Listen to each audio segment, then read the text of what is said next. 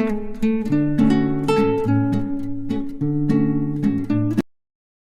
Everyone, welcome back to Kishori accounting classes. कैसे हैं आप सब? आई होप आप सब बहुत अच्छे होंगे। गाइस, हमने स्टार्ट किया था पिछली क्लास में सब्सिडियरी बुक्स, जिसमें हमने उसके मीनिंग्स और टाइप सीखे थे। हमने समझा था कि सब्सिडियरी बुक्स क्या होती हैं, क्यों बनाई जाती हैं, कौन कौन सी बुक हम मेंटेन करते हैं। ठीक है, तो उसी को आज कंटिन्यू करेंगे। आज की क्लास में हम सीखेंगे कि परचेज बुक क्या होती है, उसको कैसे बनाया जाता है, उसका क्या फॉर्मेट है, वो सब हम आज की क्लास में पढ़ेंगे। तो स्टूडेंट्स, गाइस, जो लोग भी चैनल पे विजिट कर रहे हैं फर्स्ट टाइम, वो चैनल को सब्सक्राइब कर लीजिएगा और साथ ही बेल आइकन भी प्रेस कर दीजिएगा ताकि मेरे आने वाले वीडियो का नोटिफिकेशन आपको मिल सके। तो चलिए स्टार्ट करते हैं। स्टूडेंट्स, परचेज बुक क्या होती है? परचेज बुक वो बुक होती है जिसके अंदर हम अपनी बिजनेस की सिर्फ क्रेडिट परचेजेस को रिकॉर्ड करते हैं। ठीक है, a book in which only all credit purchases of goods are recorded is called purchase book. ठीक है, क्लियर हो गया? ओनली क्रेडिट परचेजेस को ही हम इसमें रिकॉर्ड करते हैं। फिर है इसका फॉर्मेट क्या है, परचेज बुक बनाने का फॉर्मेट क्या है। इसमें स्टूडेंट्स आपका फॉर्मेट में आ जाता है इस तरह से। इसका फॉर्मेट रहेगा जिसमें डेट का कॉलम, पर्टिकुलर्स का कॉलम, इनवॉइस नंबर का कॉलम, लेजर फोलियो का, डिटेल्स का और अमाउंट का कॉलम रहेगा। इसका जो फॉर्मेट होता है ये फिक्स नहीं होता स्टूडेंट्स, इसमें हम चेंजेस थोड़े बहुत कर सकते हैं अपनी कन्वीनियंस के अकॉर्डिंग। जैसे हम आगे जीएसटी के क्वेश्चंस भी करेंगे इसमें, तो जीएसटी के जब हम एंट्रीज डालेंगे तो उसमें input GST, input CGST, SGST, input IGST वगैरह की जो ट्रांजेक्शन्स होंगी उसके लिए भी कॉलम्स बनेंगे। वो आगे जब हम इसकी एग्जांपल्स करेंगे तो वो मैं आपको बताऊंगी कैसे करना है। जो इसका मेन फॉर्मेट है वो ये रहेगा। ठीक है स्टूडेंट्स, उसके बाद है the entries in the purchase books are made on the basis of purchase invoices received from the supplier. हमें जो सप्लायर से इनवॉइस मिलती है, हम उस इनवॉइस के बेसिस पर ही अपनी परचेज बुक में ट्रांजेक्शन्स को रिकॉर्ड करते हैं। स्टूडेंट्स, जब हमने शुरू किया था ट्रांजेक्शन सीखना, जर्नल एंट्री सीखना, तब मैंने आपको बताया था कि हम जर्नल में जो भी ट्रांजेक्शन को रिकॉर्ड करते हैं उसके लिए एक सोर्स डॉक्यूमेंट होना चाहिए। ठीक है, सोर्स डॉक्यूमेंट के बेसिस पे हमारे वाउचर्स बनते हैं और वाउचर के बेसिस पे हम क्या बनाते हैं, हमारे ट्रांजेक्शन्स को रिकॉर्ड करते हैं। तो ये जो हमारे इनवॉइसेस होती है जो हमें सप्लायर के थ्रू मिलती है, ये किसका काम करती है? सोर्स डॉक्यूमेंट का काम करती है, जिनके बेसिस पर हम अपनी परचेज बुक में क्रेडिट परचेज की एंट्रीज को रिकॉर्ड करते हैं। ठीक है, यहाँ तक क्लियर है? अब इसमें आ जाता है कि हम कौन सी ट्रांजेक्शन्स इसमें रिकॉर्ड करते हैं और कौन सी ट्रांजेक्शन्स को हमें इसमें रिकॉर्ड नहीं करना है। कई बार जब हम सम करेंगे, इसके क्वेश्चंस करेंगे, तो उसमें क्या होगा कि बहुत सारी ट्रांजेक्शन्स मिक्स आएंगी। तो हमें ध्यान रखना है कि किन ट्रांजेक्शन्स को हमें इसमें रिकॉर्ड करना है और किन ट्रांजेक्शन्स को इसमें रिकॉर्ड नहीं करना है। हमें सिर्फ क्रेडिट परचेजेस ऑफ गुड्स को इस बुक के अंदर रिकॉर्ड करना है। आगे जब हम क्वेश्चंस करेंगे, इसके एग्जाम्पल्स करेंगे, तो वहां पे शायद क्वेश्चंस में आ जाए आपको कैश परचेजेस। तो जो कैश परचेजेस की ट्रांजेक्शन्स होंगी उनको आपने रिकॉर्ड नहीं करना है। उसके अलावा परचेजेस ऑफ एसेट्स, हम जो एसेट्स को परचेज करते हैं वो भी हमारे परचेज बुक के अंदर रिकॉर्ड नहीं होंगे, क्योंकि हम परचेज बुक में जो हम गुड्स पर, जिन गुड्स में हम डील करते हैं, यानी कि जो गुड्स हम अपने बिजनेस में रीसेल के लिए लाए हैं, सिर्फ उन गुड्स की एंट्रीज को ही परचेज बुक में रिकॉर्ड करते हैं। एसिड्स जो है वो हमारे बिजनेस के गुड्स नहीं है, उन्हें हमने रीसेल के लिए नहीं रखा हुआ, इसलिए इनको हम अपनी परचेज बुक में रिकॉर्ड नहीं करेंगे। यहाँ तक क्लियर है स्टूडेंट्स आप लोगों को? स्टूडेंट्स, अब हम परचेज बुक का एक क्वेश्चन कर लेते हैं, एक एग्जाम्पल कर लेते हैं, ताकि हमें पता चल सके कि परचेज बुक के अंदर हम एंट्रीज किस तरह से रिकॉर्ड करते हैं। यहाँ पे मैंने ये फॉर्मेट बनाया हुआ है, तो चलिए हम क्वेश्चन स्टार्ट करते हैं। यहाँ पे हमारे पास क्वेश्चन है, okay. From the following transaction, prepare a purchase book of Bhala Enterprises who deals in furniture, New Delhi। ठीक है, एक फर्म है जिसका नाम है भला एंटरप्राइजेस, जो किस में डील करते हैं? फर्नीचर में डील करते हैं, न्यू दिल्ली से। ठीक है, हमें उनकी ट्रांजेक्शन्स को परचेज बुक के अंदर रिकॉर्ड करना है। तो चलिए हम सीखते हैं और भला साहब की हेल्प करते हैं कि ट्रांजेक्शन को किस तरह से परचेज बुक में रिकॉर्ड किया जाएगा। चलिए बनाते हैं। सबसे पहले आप क्या लिखेंगे? इन द बुक्स ऑफ भला एंटरप्राइजेस परचेजेस बुक। ठीक है, अब ये आपके पास इसका फॉर्मेट दिया हुआ है students. Date, particular, invoice number, ledger folio, detail, cost, freight, input CGST, IGST, SGST and total. ठीक है, ये सारे कॉलम्स दिए हुए हैं। मैं आपको बताऊंगी इसमें किस तरह से ट्रांजेक्शन्स को रिकॉर्ड करना है। तो चलिए हम ट्रांजेक्शन रिकॉर्ड करते हैं। फर्स्ट ट्रांजेक्शन है year 2022 May 3, purchase from Sai furniture house. हमने साई फर्नीचर हाउस से गुड्स परचेज किए हैं पंजाब ऑन क्रेडिट। ठीक है, हमने पंजाब से खरीदा है सामान। हम ये भल्ला एंटरप्राइजेज हैं वो कहाँ पे है? न्यू दिल्ली में है। सामान कहाँ से परचेज किया उन्होंने? पंजाब से। यानी कि ये कौन सी है? इंटर स्टेट परचेज है। ठीक है, यानी दूसरी स्टेट से हम परचेज कर रहे हैं तो इस पर जीएसटी लगेगी। वो कौन सी जीएसटी लगेगी? यहाँ नीचे मेंशन किया हुआ है। इस पे जो जीएसटी लगेगी वो है आईजीएसटी। ठीक है, जब हम इंटर स्टेट सामान खरीदते हैं या इंटर स्टेट सामान बेचते हैं उस पर जो टैक्स लगता है वो कौन सा जीएसटी होता है? आईजीएसटी होता है। ठीक है, चलिए सीखते हैं इसकी ट्रांजैक्शन किस तरह से रिकॉर्ड की जाएगी। सबसे पहले आप क्या डालेंगे यहाँ पे? मैं सबसे पहले ईयर मेंशन कर देती हूँ, ईयर 2022 मई 3। ठीक है, मई 3 की ये ट्रांजैक्शन है।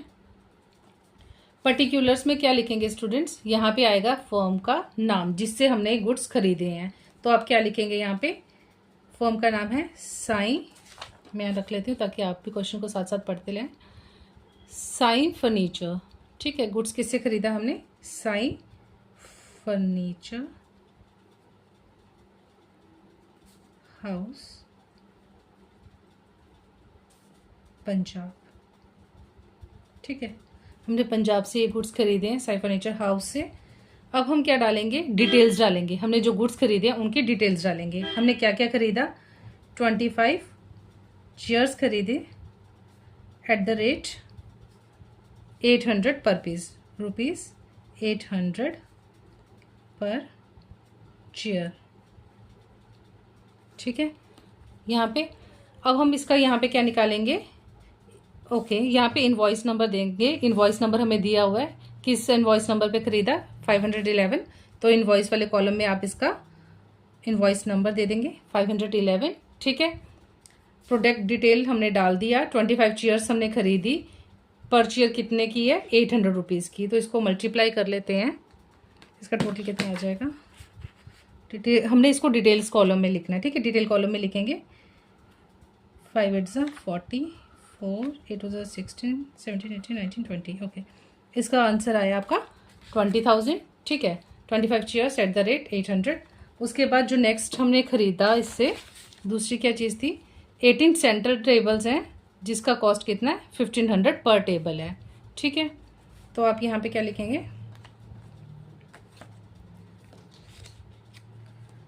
18 centre tables at the rate 1500। ठीक है, 1500 पर टेबल, पर पीस लिख रही हूँ मैं। ठीक है, पर पीस कितना है?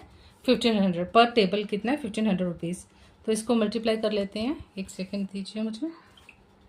ओके, कितना है? 18 multiply 1500 is equal to 27,000 rupees. ठीक है, तो इसका जो टोटल बना वो बना 27,000। ये आ गई। हमने इस ट्रांजेक्शन में क्या क्या खरीदा है? सिर्फ दो ही चीज़ें खरीदी हैं। एक 25 चेयर्स खरीदी हैं 800 पीसेस, और हाँ, जिसका पर पीस का रेट है 800 रुपीज़, और 18 सेंटर टेबल खरीदे जिसका पर पीस का रेट है 1500। अब हम इसका टोटल निकालेंगे स्टूडेंट्स कि टोटल अमाउंट कितना हुआ। सबसे पहले इनको प्लस करेंगे। 27,000 प्लस 20,000 इज इक्वल टू 47,000। यहाँ तक क्लियर? यहाँ तक क्लियर है स्टूडेंट्स आपको? उसके बाद फिर नेक्स्ट आ जाएगा बच्चों, इसके अंदर हमारे पास आगे दिया हुआ है ट्रेड डिस्काउंट। हमें इसका ट्रेड डिस्काउंट भी निकालना है। तो ट्रेड डिस्काउंट क्या होगा? लेस होगा। यहाँ पे आप क्या करेंगे? लेस ट्रेड डिस्काउंट कितना दिया हुआ है? ट्रेड डिस्काउंट 5% दिया हुआ है। 5% ट्रेड डिस्काउंट हमें इसमें से लेस करना है। 47,000 का हम क्या निकालेंगे? 5% निकालेंगे। कितना होगा? मल्टीप्लाई 5% इक्वल टू, इसका आ जाएगा 2,350 रुपीज़। ठीक है, ये आ गया आपका ट्रेड डिस्काउंट। हमने क्या करना है? इसका जो अमाउंट 47,000 रुपीज़ निकला है उसमें से हम इसको माइनस करेंगे।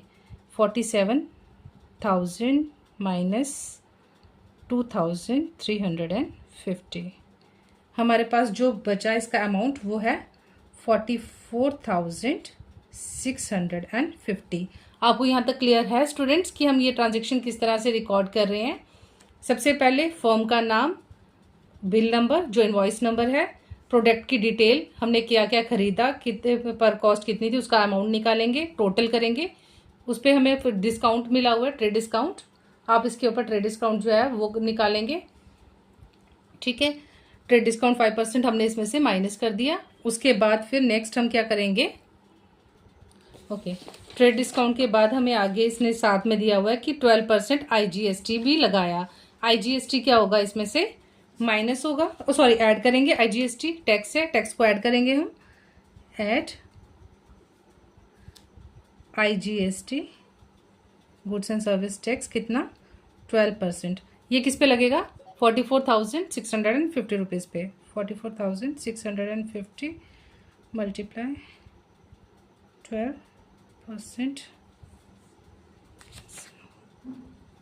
इसका टोटल जो आएगा वो आएगा, इसका 12% आया 5,358 रुपीज़। ठीक है, यहाँ तक क्लियर? अब हमें क्या करना है स्टूडेंट्स?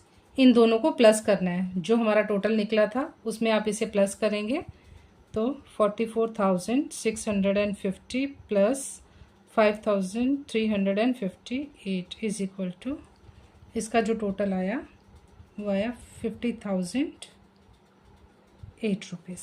ठीक है, यहाँ तक क्लियर?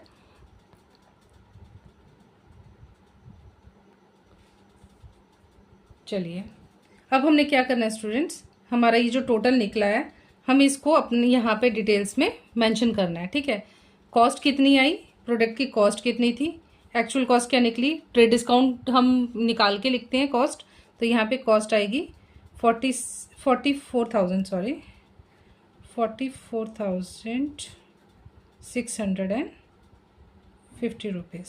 ठीक है, 44,650 रुपीज़ बना इसका कॉस्ट। उसके अलावा IGST के कॉलम में हम क्या करेंगे?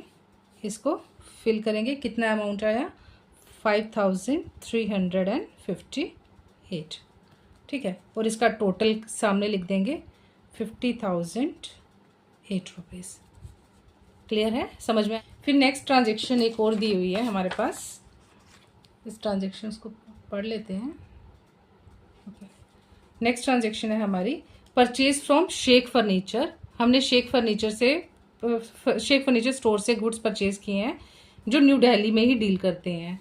बिल नंबर हमें दिया हुआ है, प्रोडक्ट्स भी हमें दिए हुए हैं, उनके डिटेल्स। उसमें ट्रेड डिस्काउंट 6% लगा है, फ्रेट लगा है 1,000 रुपीज़, सामान लाने का जो किराया लगा, प्लस GST भी है। ठीक है, ओके, तो सबसे पहले हम क्या डालेंगे? अब अगेन डेट डालेंगे। ठीक है, डेट आएगी May 27। किस फर्म से हमने गुड्स परचेज किए हैं, क्या नाम है फर्म का? Sheikh furniture store New Delhi. ठीक है, यहाँ पे शेख फर्नीचर स्टोर न्यू दिल्ली लिखेंगे पर्टिकुलर्स में, शेख फर्नीचर स्टोर। ठीक है, क्या क्या खरीदा हमने? प्रोडक्ट्स की डिटेल क्या है स्टूडेंट्स? 5 सोफा सेट्स एट ₹18,000 पर सेट। 5 सोफा सेट्स एट ₹18,000 पर पीस। ठीक है, कितना टोटल हुआ इसका? 18,000 मल्टीप्लाई 5 हुआ आपका 90,000 रुपीज़। इसके सामने आप डालेंगे 90,000। आपने ये जो शेख फर्नीचर स्टोर से आपने गुड्स खरीदे हैं, इसका इनवॉइस नंबर भी है यहाँ पे दिया हुआ, इनवॉइस नंबर मेंशन है। कितना है? 1244। यहाँ पे आप सामने इनवॉइस नंबर लिखेंगे 1244। प्रोडक्ट की डिटेल देंगे, 5 sofa and 10 tables at the rate 6,000 per piece. 10 tables at the rate 6,000 per piece. ठीक है, इसका टोटल कितना हुआ? 60,000। टोटल अमाउंट कितना बना 0, इसका बना 1,50,000 रुपीज़ टोटल। ठीक है स्टूडेंट्स, जो हमने शेख फर्नीचर स्टोर से सामान खरीदा उसका टोटल कितना बना 1,50,000 रुपीज़। अब हमें इसके ऊपर ट्रेड डिस्काउंट भी मिला है 6%, तो ट्रेड डिस्काउंट को हम क्या करेंगे माइनस करेंगे। यहाँ लिखोगे less trade discount. Trade discount किस पे निकलेगा 1,50,000 पे आपने कितना निकालना है 6%। कितना है 6% है। ठीक है, तो 1,50,000 का 6% निकालोगे तो कितना आएगा 1,50,000 मल्टीप्लाई 6%, इसका बना स्टूडेंट्स 9,000 रुपीज़। 9,000 रुपीज़ को आप क्या करेंगे इसमें से माइनस करेंगे। 1,50,000 में से 9,000 को माइनस करेंगे, कितना आया 1,41,000 रुपीज़। ठीक है, ये बचा हमारे पास, ये हमारा एक्चुअल कॉस्ट बना जो हमारे प्रोडक्ट की एक्चुअल कॉस्ट है। ठीक है, उसके बाद फ्रेट है, किराया लगा 1,000 रुपीज़। फ्रेट जो होगा उसको हम क्या करेंगे इसमें ऐड करेंगे। ठीक है, क्योंकि परचेजेस में जो फ्रेट होंगी वो ऐड होंगी। ऐड फ्रेट 1,000 रुपीज़, इसमें 1,000 फ्रेट ऐड कर दीजिए, 1,42,000 रुपीज़। ऐड CGST कितना है, CGST और SGST दोनों ही कितना है 6% है, तो आप इसको 6% इसमें क्या करेंगे CGST और 6% SGST ऐड करेंगे 6%।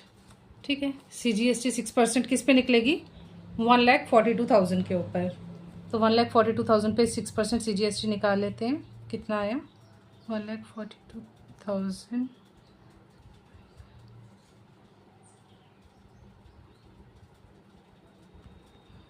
is equal to 8,520, 8,520। ओके, ये था CGST। अब हमें ऐड करना है SGST। ऐड SGST, वो भी कितना है 6% है, यानी सेम अमाउंट होगा 8,520 रुपीज़। अब आप इन तीनों का टोटल कर लेंगे, इन सब का सम करके जो टोटल आया that is 1,42,000 plus 8,520 plus 8,520 is equal to 1,59,040 rupees. ठीक है, टोटल करके आपका ये अमाउंट आया। अब आप इसको कैसे कॉलम्स में डिस्ट्रीब्यूट करेंगे स्टूडेंट्स, यहाँ पे ऊपर कॉलम्स मैंने आपको बताए हुए हैं। कॉस्ट फ्रेट का फ्रेट के कॉलम में जाएगा, जो एक्चुअल कॉस्ट निकली उसे कॉस्ट कॉलम में, और इनपुट CGST इनपुट IGST इनके कॉलम में हम इनको लिखेंगे। ठीक है, देख लेते हैं किस तरह से इनको लिखा जाएगा। सबसे पहले आप क्या करेंगे, ये जो कॉलम है इसी के सामने आप क्या करेंगे यहाँ पे टोटल अमाउंट लिखेंगे। टोटल अमाउंट जो थी वो कितनी निकली थी स्टूडेंट, यहाँ हम लिखेंगे 1,41,000। फ्रेट हम अलग से लिखेंगे, फ्रेट के कॉलम में, कॉस्ट में लिखेंगे 1,41,000 रुपीज़। ठीक है, नेक्स्ट है फ्रेट का कॉलम, फ्रेट के कॉलम में अब 1,000 रुपीज़ अलग से मेंशन करेंगे। उसके बाद ये आ गया फ्रेट, उसके बाद CGST एंड SGST दोनों को इनपुट CGST और SGST के कॉलम में लिखेंगे। इनपुट CGST कितना आया 8,520, इनपुट CGST भी कितना है 8,520। ठीक है, और इनका जो टोटल बना, टोटल अमाउंट कितना बना 1,59,040 रुपीज़।